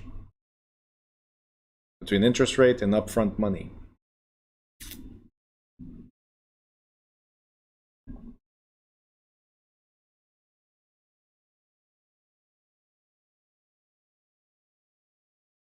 Good? All right. What do we have next? Term. Now, what does the word term refer to? Well, the period of time. That's it. Term is period of time. That's it. So if you get a 6% loan for 30 years, the term is 30 years. That's it. Every time you see the word term, is for how long? The listing term, 6 months. The loan term, 30 years. It could be 10 years, it could be 15 years, 25 years, whatever. Term is the period of time that you are doing something. A lease is a 1-year lease. The term is 1 year. Okay? Payments. Now, the payments, obviously, we don't have a calculator for this. If you're doing, there's an amortization chart, which I'll share with you guys. It's actually in the math chapter as well. But if you guys are taking the exam on the computer, when you do the state exam, so my exam, it pops up and you can use it easily. But if you're doing the state exam on the computer, for some reason, once it gets to the part of using the amortization schedule or the PDF, for some reason it does not open. If there's something they're correcting still, I'm just giving you a heads up on that. So that question, I can almost guarantee you're going to have wrong, because you cannot have the chart with you. They have to provide it to you, and then it does not work. So it's something that you can dispute, but it's just 1 point. Every answer is 1 point. So hopefully you'll get enough points that 1 point does not bother you. But I will share with you guys as well. For you to figure out how much you pay monthly, you have to go through that chart and figure out how much it takes. So the interest rate, then you go to the right to the years, and there's a number there that says this is what you need to amortize the loan of 30 years at 6%. Okay, that's the way it works. So you will receive a particular amount. That particular amount you multiply by the borrowed amount, and gives you that value. So right now I'm just gonna skip that, because if there's a question, it's one question about amortization. Some exams don't even have that question at all. All right, so I'm not gonna get too focused on that for now. Mariah says, I failed by 3 points the last time, so I'll take it. By 3 points, Mariah. Please tell me that was yesterday and you're taking it again tomorrow. Guys, if you're that close, my recommendation is don't wait. Go right back at it. Okay? Because now you have everything fresh. You know the questions. You know what they're looking for. Now you understand. Go right back at it. I know 3 years ago. I was just messing with you. But it was just to prove a point. If you fail one day and you're that close, right? If you're within like 5-point range, schedule. You can schedule for like 2 days later. Not for next day, but 2 days later you can. Go for it. Okay? I can almost guarantee that the majority of the times you'll go for that second one and you will pass. Okay? If you do it right away. Now, if you fail and then you're like, oh, I gotta study. But 3 points, you gotta review. You don't have to study. You gotta review whatever you remember from the exam and go right back at it. Okay? That's it. Or whatever Ron is saying. Right? Anyway, Brenda says, my mom failed by 4 last time. Her test is tomorrow morning. So, when was last time, Brenda? These are the questions. Again, if you take too long, that's a problem. 3 weeks ago, that's too long. Okay? It's too long. Here's another thing. If you happen to know, like, that you failed, you're going to receive a report. If you receive a report, then you can send it to me and I'll look at it and I'll be like, okay, from what I see here, this chapter is what you're struggling with. Review that chapter. If you choose to go right away. If you go 3 weeks later, 2 months later, and so on, right? Then you got to review the whole thing. Yes. All right, Brenda says she said there wasn't any times available. So she's doing at the location, right? And also, which location, because I know certain locations, they have a lot of availability. There's a location in New York that's usually they have it very always available every day. Mariah says, as long as you got $45, you can take it. Yes, absolutely. As many times as you want. Brandon says online. There's a bunch of them online. Weird. Jose, one lady blamed you because she had the questions wrong, and you try to explain to her how to pass it. There's always somebody blaming the messenger, I know. See, I've had somebody, I had a guy that was, and this is just so you guys know, I had a guy that was trying to become an instructor, right? He took the course with me. He goes, Marlon again, can't please everybody. It's true. He goes to take the exam. He comes back to class the next day, says, Bruno, none of the questions on the exam were things we studied. I'm like, I doubt it, but maybe they did updates and I'm not aware of it. So do you remember anything? I'm so confused right now. I'm so tired right now. I don't remember anything, but as soon as I remember, I'll let you know. I'm like, okay, no problem. So he's back in the class to try to pass this. And as he's in class, he goes like, oh yeah, there's a question about that. And I go like, do you see where it's in green? That means there's a question about this in the exam. He's like, yeah, okay. 2 seconds later, we go through another one. And he goes like, oh yeah, that was in the exam as well. You see in green and circling that I did right now? That means there's a question about it in the exam. So throughout the whole course, the guy said in the beginning, there was nothing that we studied was in the exam. But then at the end of it, everything was. But anyway, moving forward. Oh, Josh, no, he's not an idiot. He's not colorblind. The issue is, I'll explain very briefly. As soon as you take the exam and you get out, if you pass, it's a blank. You'll even forget that you were in this class. You'll forget who I am. People just blank right after. I'm telling you, blank. And then a couple days later, you're like, oh yeah, Bruno. Yeah, Bruno was my instructor at that school and so on. Oh yeah, there's these questions, those questions, and so on. A lot of people blank. I don't know if it's the excitement of passing or the disappointment of failing, but they blank. Okay? So it's not being a... Brenda says, I blank during. Well, the during I can't help you much.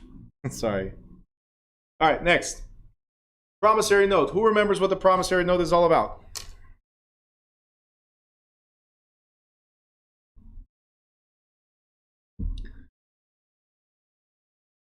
Dre, don't worry about it. Just put the remix there. Who remembers what is the promissory note? This is why I keep on going back with things. Going back to day 1, going back to day 5. Always bringing stuff up. Lady Annie, money. Yes, it's the loan. Correct.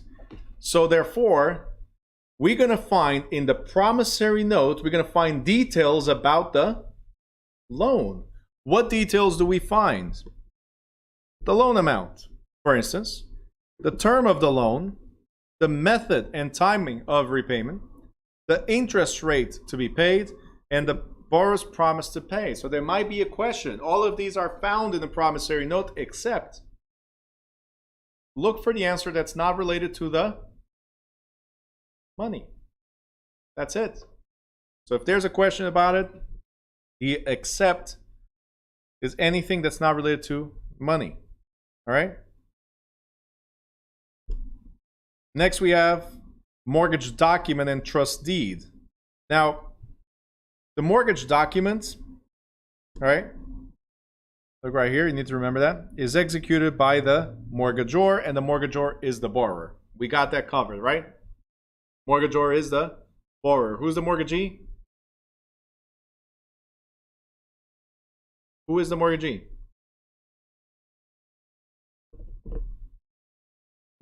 Mortgagee is the lender. Lender. The mortgagor is the borrower or the buyer. Okay? All right. The mortgage or trust document identifies the property given as security because the mortgage equals house. So it identifies, obviously, the document identifies the property. Now, in this mortgage, it's also going to give its legal description and mailing address. Question. What are the 3 methods of legal description? 3 methods of legal description.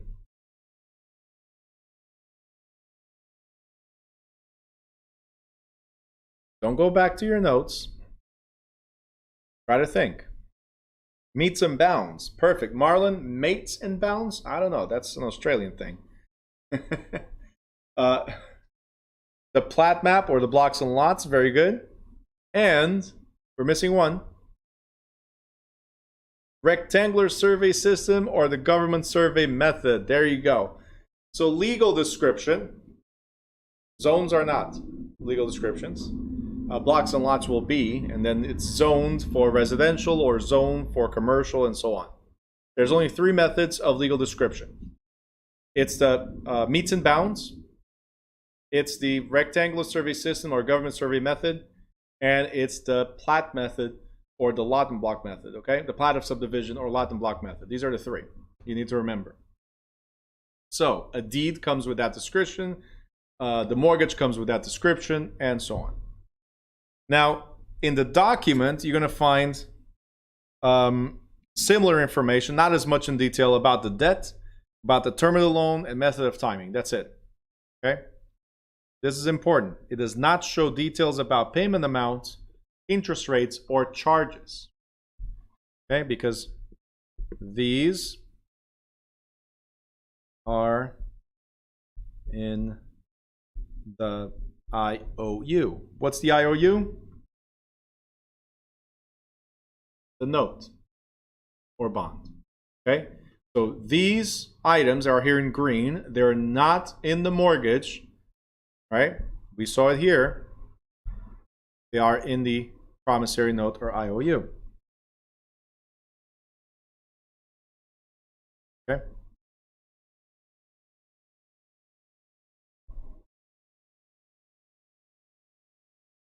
All right, next. The next page, we got a few things that are going to be on the mortgage and note documents. We're going to find the payment of principal and interest, prepayment related charges, funds for taxes and insurance. Now, when you see taxes and hazard insurance, we call this escrow. Okay? So when you see taxes and insurance in the mortgage, we call escrow. Because a payment with principal, interest, tax, and insurance are called PD payments. That's, again, principal and interest plus escrow. So now it's principal, interest, taxes, insurance. PD payments. A fully escrowed payment includes all these things. How do we apply the payments? Very easy. The first thing that the payment's applied for is prepayment charges, if there's any. The traditional way is these right here.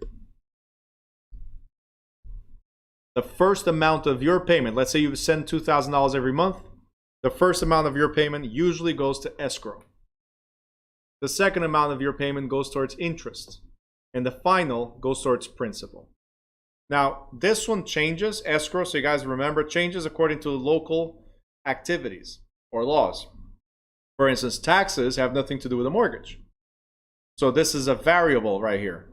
Okay? This is variable. Taxes go up every year. Insurance might go up every year. Okay, depending on your insurance company. Now, these two, interest and principal, usually will be the same over the lifetime of the loan if it's a fixed rate. The difference is, over the years, interest will be less on your payment, principal will be more.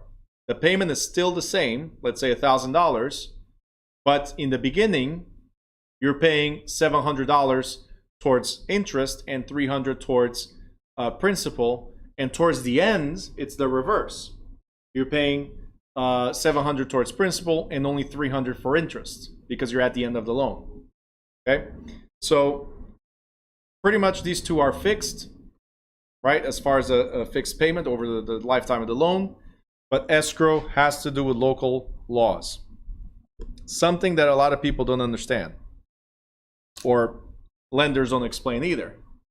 You go to a borrower or a buyer and say, hey, your mortgage payment is going to be $2,000.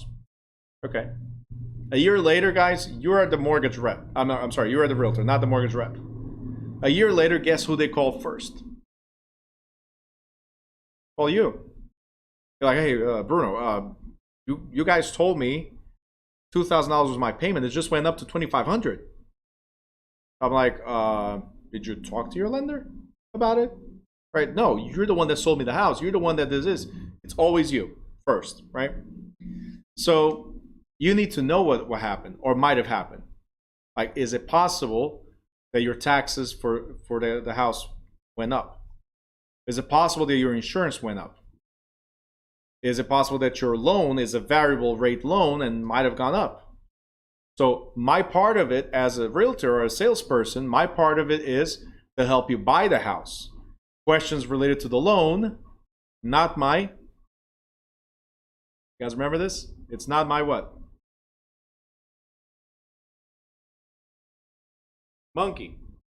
Not my monkey. What does that mean? We're going to bring that monkey or problem and bring it to the mortgage rep. Say, hey, you closed with this loan officer, so let's ask him the question, or let's ask her the question. They'll be able to explain that better to you. Simple. Okay? You still have to help them, but or give advice, but don't get too deep into it if it's not your line of work or field of work. Okay? Variables. A lot of other things are part of the mortgage. If your property, we're gonna go into the break in a second. If in your property, Josh, you put less than 20% as a down payment, right? If you put less than 20%, then the bank might ask for what's called PMI. Now, PMI is private mortgage insurance. Okay? Another thing that a lot of people don't know, and even loan officers do not know how to explain properly sometimes, or just don't care, because it's easier to keep it simple than to try to complicate things. A lot of things people don't explain is that FHA does not have PMI and VA does not have PMI. Who knew that one? FHA does not have PMI and VA does not have PMI. Confusing now, right?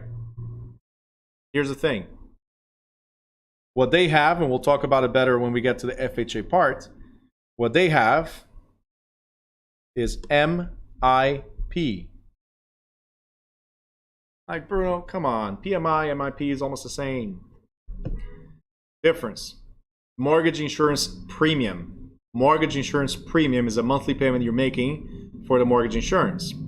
While PMI, it's also a premium that you're paying, but to a private mortgage. FHA, government. PMI, private. Conventional loans don't deal with government. Conventional loans are direct between the lender and the borrower. So I need to go to a separate company to insure the loan, and you're paying them to insure the 20% that you did not put down, or whatever the difference is. Okay?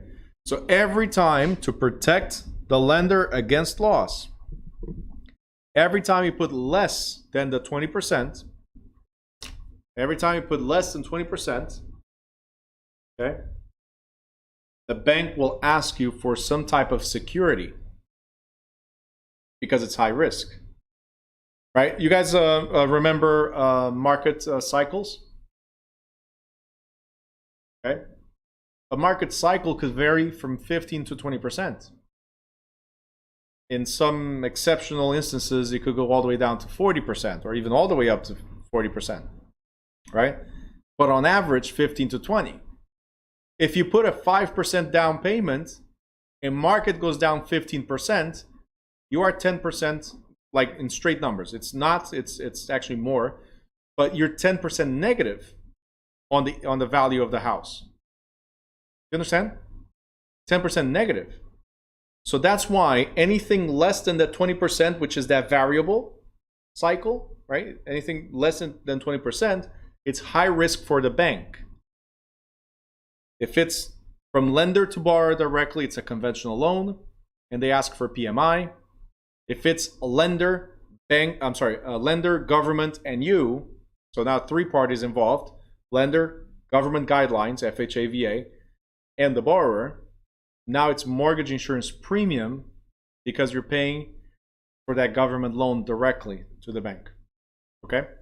So that's the difference. Ruth says, I finally got it.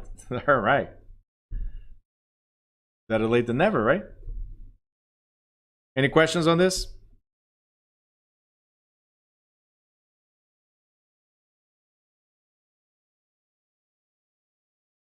Questions?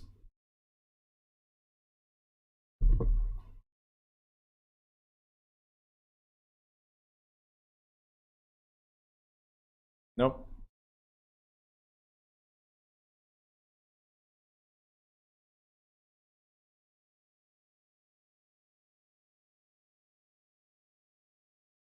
All right. So next thing we have is transfer of property or beneficial interest in the borrower. So when you sell the property to somebody else, right, the bank says, give me my money. That's pretty much what it is. Bank says, give me my money. I don't know this other person, so give me my money, right?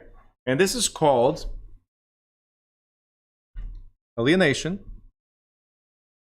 also known as due on sale. So the whole balance of the loan, okay, the whole balance of the loan is due at the time of sale. So if you transfer the property from Andrea to Stephanie, right? Bank of America, let's say it's me, Bank of America, I know Andrea. I don't know Stephanie. No offense, it's just for the example. She gave me a look, I'm not sure. So when she sells it to Stephanie, I don't know Stephanie. Like, I don't have her financials. I don't check her credit. I didn't check her W-2s, pay stubs, or anything. I don't know if she's going to pay me, right? So Andrea, before you can sell to Stephanie, right, you need to pay me off. The entire amount or balance is due on sale. Now, the good thing is that nowadays, everything happens at the closing. So you can literally get to the closing table without paying me off.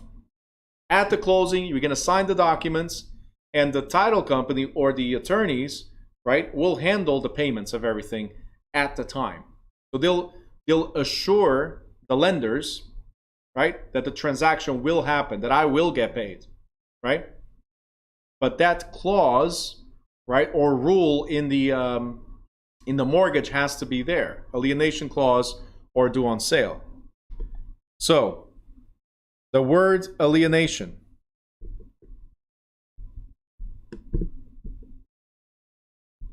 Okay, let's focus on that. What does alien mean? Alien, what does it mean? Foreign, Sebastian, perfect. So foreign. Stranger, right? Out of this world or out of this land. Alien, right? So, not from Earth. Stephanie, quick question. Just without offending, right? It has nothing to do with that, but were you born in the United States? Yes. Were your parents born in the United States? No. Your parents then were aliens. And I'm pretty sure they're from this earth, right? Or from Colombia. All right. So out of this world completely, right? I'm just messing with you. So Colombian people. So foreign. Foreign, out of the land, right? Now, Stephanie, to me, Bank of America, in our example, you are alien, right? I don't know you, right? And you're taking over the land, right? Then you will become an illegal alien. Think about it. You become an illegal alien. Now, if I allow the transfer and I allow Stephanie to pay me, right? Then it's like the green card. We got no problem, right? Got no problem. You got a green card, you're good. You can stay, right? But then, if we want to do things right, so alienation is the transfer to somebody else.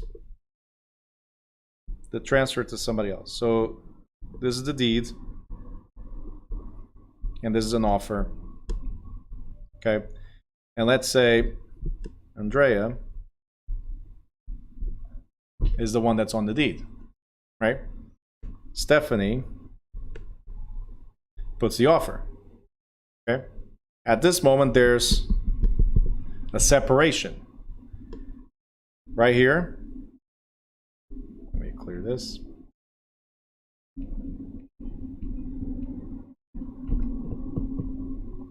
So right here, this person is a citizen of the land, right? And this person is an alien to the land. Good so far? Okay. Alienation is that transfer where the offer was accepted. A couple months later, there's a closing, right? And then Andrea is out of here.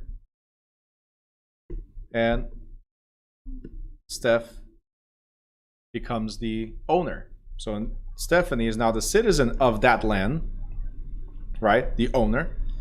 And Andrea, oh, what happened here? And Andrea is now the alien to the land. She's outsider. You guys got it? So alienation is the transfer. That transfer right here. Somebody that was an outsider becomes now the owner, the citizen, and somebody that was the owner becomes the alien. For the bank, I recognize Andrea the first time. I don't recognize Stephanie. So that's why when you sell something to somebody else, you need to pay me off. Due on sale. Questions? Nope. All right.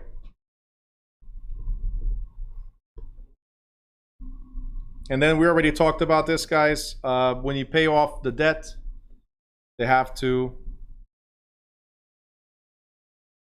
release the mortgage, release the deed, or deed of reconveyance, depending on where you are. This is called a defeasance clause, where you defeat the bank. Balance is 0. You need to release the grip. I win. Okay? So you defeated the bank. Eduardo's Asian, meaning what? So alienation, you can say action. So the action of bringing the alien to the house. Whatever way you want to do it. I just wanted to, I'm just trying to relate some certain words so it's easier to remember, but that's what it is. Alienation, you bring an alien to the house, and I don't know who this person is. Okay? So it's the action of doing it.